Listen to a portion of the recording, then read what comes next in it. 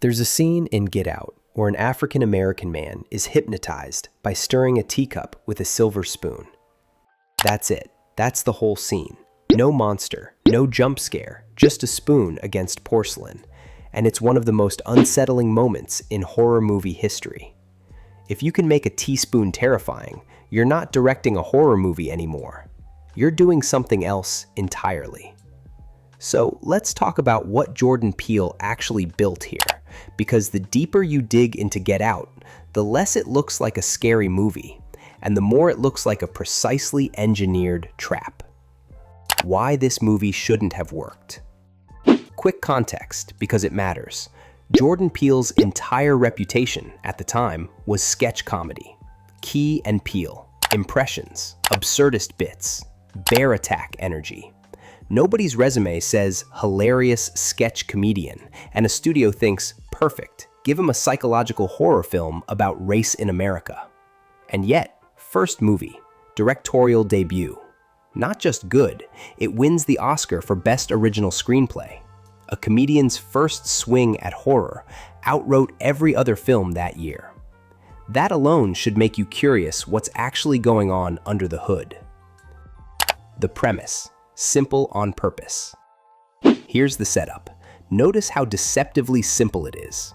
Chris, an African-American photographer, goes upstate to meet his Caucasian girlfriend's parents for the first time. That's a genre we already know, the meeting the parents comedy. Peele's first trick isn't inventing something new. It's borrowing a completely familiar premise and quietly swapping the genre underneath it. Every awkward dinner table moment, every relative who says something just slightly off. In a comedy, that's a punchline. Here, it's a warning sign. The horror isn't hiding behind a mask in the woods, it's hiding behind good manners. The sunken place. Now, the image everyone remembers.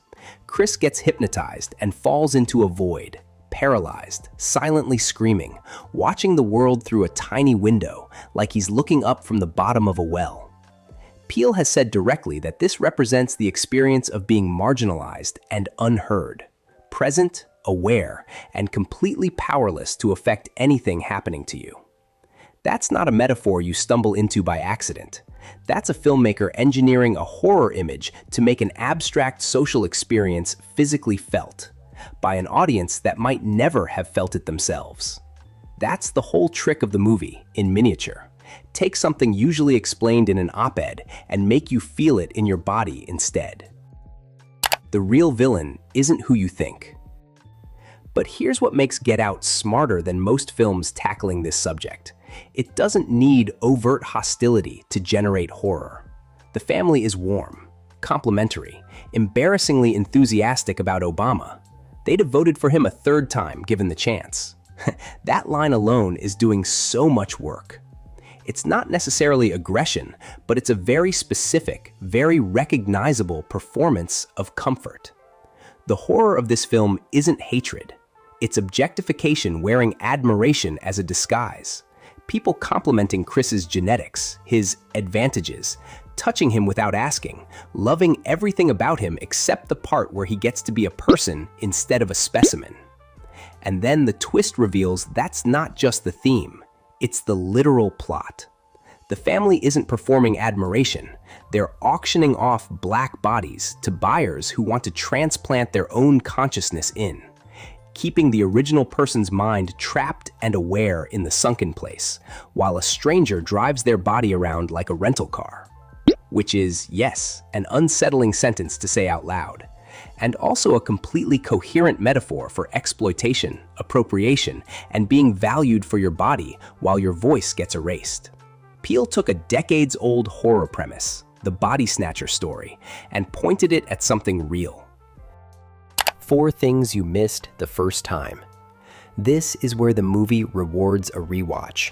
It's stuffed with foreshadowing that plays completely differently once you know the twist. 1. The deer. Chris hits a deer on the drive up. Feels like atmosphere. But deer imagery runs through the whole film. The patriarch later rants about hating deer, calling them a human-protected species that just takes and takes, with a mounted deer head on the wall behind him like a trophy. Knowing what this family does in the basement, that rant stops sounding like a story about wildlife and starts sounding like a confession he doesn't realize he's making. 2. The armchair. The chair Chris sinks into during hypnosis is stuffed with cotton, in a film about the exploitation of black bodies. Easy to miss, sitting quietly in the background of the frame. It doesn't stay background. In the finale, Chris rips that same stuffing out and jams it in his ears so the teacup can't reach him. A detail that looked like set dressing in Act 1 becomes the tool of his escape in Act 3. 3. The teacup. Missy stirs it every time she hypnotizes someone, until the sound itself becomes the trigger. By Act 3, you flinch at a spoon against china the same way the characters do. Peele conditioned you with the exact same trick his villain uses on her victims. 4. Georgina's tears. Chris confronts Georgina about his unplugged charger. She apologizes, no funny business, and doesn't register when he jokes about snitching, like the slang is foreign to her. She says, "I don't answer to anyone."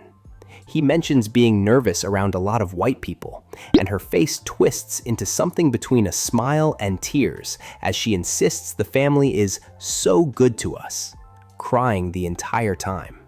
It's the first visual proof that someone else is trapped in there, watching, long before the film explains the sunken place out loud. The score is doing more than you realize. Quick shout out to Michael Abel's score. The opening theme is a Swahili chant that translates roughly to "Listen to the ancestors, run." It's telling Chris exactly what to do, under the opening titles before a single scary thing happens, in a language most of the audience doesn't speak. The movie warns you in the first 30 seconds. You just don't get let in on the joke until the second watch. The ending that almost wasn't. Here's a detail that changes how you read the whole film. The ending we got, Chris survives, his TSA agent friend Rod shows up just in time, was not the original ending. The first cut had Chris arrested, framed for murder, fading out on flashing police lights while the family walks away clean. Test audiences reportedly responded so strongly to that ending because it felt so plausible that Peele changed it before release. He wanted to give audiences an escape, something cathartic, especially given the real-world moment the film was stepping into. Which means the happy ending wasn't the story's only possible conclusion. It was a decision. But let's step back for a second. What Peele actually pulled off is rarer than people give it credit for. He made a movie that works completely on the surface. Creepy family, hypnosis, a genuinely tense third-act home invasion, while also functioning as a fully coherent argument underneath. One that survives a second and third watch instead of falling apart under scrutiny. Most message movies pick one lane, either subtle and vague or blunt and clumsy.